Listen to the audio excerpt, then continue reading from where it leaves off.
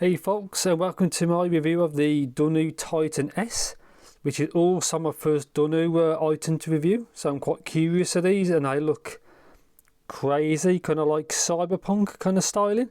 And yeah, as usual, full disclaimer is these are actually sent out to me by Linsol, so thank you very much. I do appreciate it.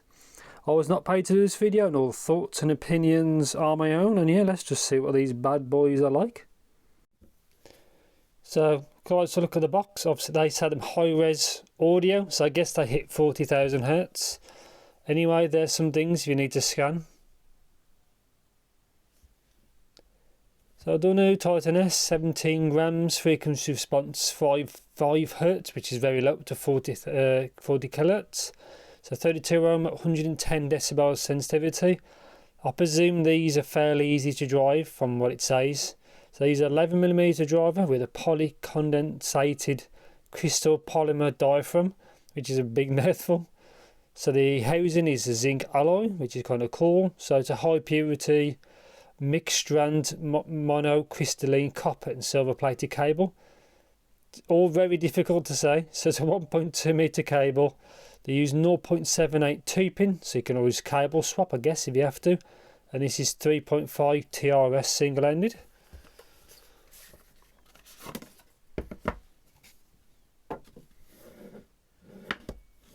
So done it, nothing there, all black. Nothing there but a bit of padding.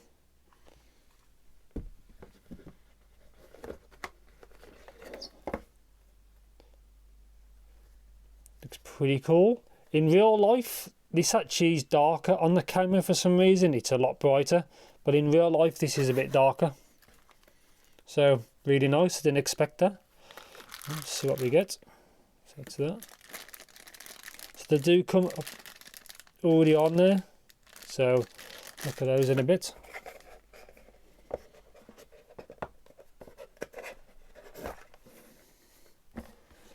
Padding in the bottom as well.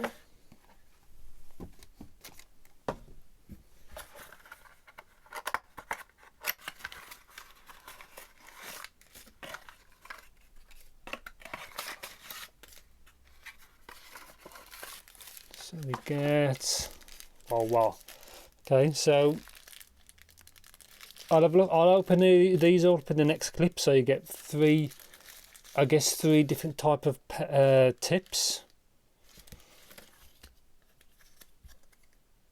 A QC, it'll focus, so it passed QC, which is good to see, and some documentation. So it might have kind of, they look kind of interchangeable, obviously we'll see. And that's it. So in the next clip I'm going to open all this good stuff up and have a good look. So they actually already came with the connectors on, but this is what they look like. I've just unplugged it. So it is a 2-pin. It is a little bit recessed, but you might be able to use, you know, aftermarket cables if you want. This is obviously the left one. Build quality is very good, as you can see. Really nice piece of manufacturing. Really cool. Probably one of the best ones I've seen. So these are, like I said, single DD. There's a lip on the nozzle. Kind of cool. I like that. If I can get it on. It's on. So this is at least they've color coded it, so that's what it looks like. So it looks slightly proprietary, but I think you should be okay if you want to use just different kind of connectors. But the actual cable, so right angled, good strain relief. This doesn't come off, so I'll have to look into that. It says Dunu patent. Cable seems pretty good. They're very smooth, kind of very flexible and supple. So strain relief, chin slider, serial number there, so 1147. Chin slider seems pretty good. That's it. So obviously guide there for the chin, for the ear hook. Seems to do what it's supposed to, and so that's what it looks like. So yeah, really nice piece of styling. At this point, obviously, I haven't tried them yet, so yeah. So I'm going to actually open up what the other tips are. Then yeah, I'll put some time on them, graph them, and obviously I'll get onto the review. So you're opening the 3 bags. It comes with 3 kind of different tips. In that bag on the left, it also came with the shirt clip. Comes with these kind of tips, which I've seen kind of before, fairly common. Kind of a normal size bore. Then these ones, which are quite rigid. They're more like circular shaped, as you can see. Kind of normal bore. And then these are very, very soft, and the ball looks slightly smaller. The tip is very soft. So it comes with all of those, plus the 2 that was on it, which are the same type as the first ones, which I'm pointing at. So yeah, obviously now I'm going to put a few hours on them. I'm going to graph them all and all that good stuff, and then yeah, I'll be back with the review in the future. So yeah guys, so finally on to the review of the Dunu Titan S. As you can see, they look really good, kind of really like cyberpunk kind of feel. Really nice build quality, probably one of the best I've ever had, as in an all metal kind of build. I appreciate the funky styling because it's good to be different. And yes, so let's get to isolation. Isolation I actually thought was actually quite good because the vents are on the actual, obviously you can see it there. So I thought the isolation was okay from what I could tell, but I didn't try these in windy conditions, so I just have to bear that in mind. So sensitivity, again, you could power these off your phone, no problem at all. You don't need any fancy gear. Obviously, you might scale better on better gear, but if you got a weaker power output, you should be fine, really. So Soundstage and imaging, I thought was both very good. They got enough width on the stage. I was quite happy with them. Again, quite good. They've used a competent driver and it seems to perform very well. So let's talk about actual micro details. So I found micro details is actually quite good. They do have an elevated lower treble region, which obviously I'll show the graph in a little bit. But yeah, micro details are good. Same goes to resolution and technical performance. All those was actually quite good in that kind of respect. So now talk about comfort. So yeah, comfort was actually quite good actually. Probably not the best I've ever tried. So they are on the inner part, they're quite simple. Many of them have like these fins and all that, but I had no issues with these for comfort. And again, like I said, the build quality is good. So let's actually go into sound. So like right now, I'm going to overlay the graph. So let's talk from the bottom. So these do have a leaner low end, but it's so clean. There's like basically no bleed, and it does have enough impact. It's also the decay is really quite fast.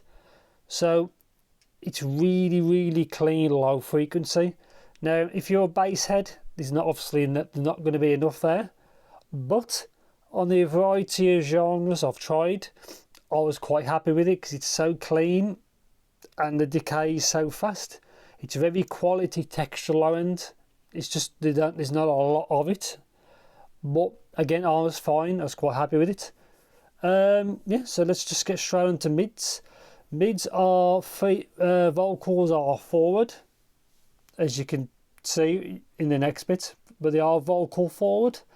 It can sound a touch thin at times, but again, it all depends on your library and your genres and obviously things like that.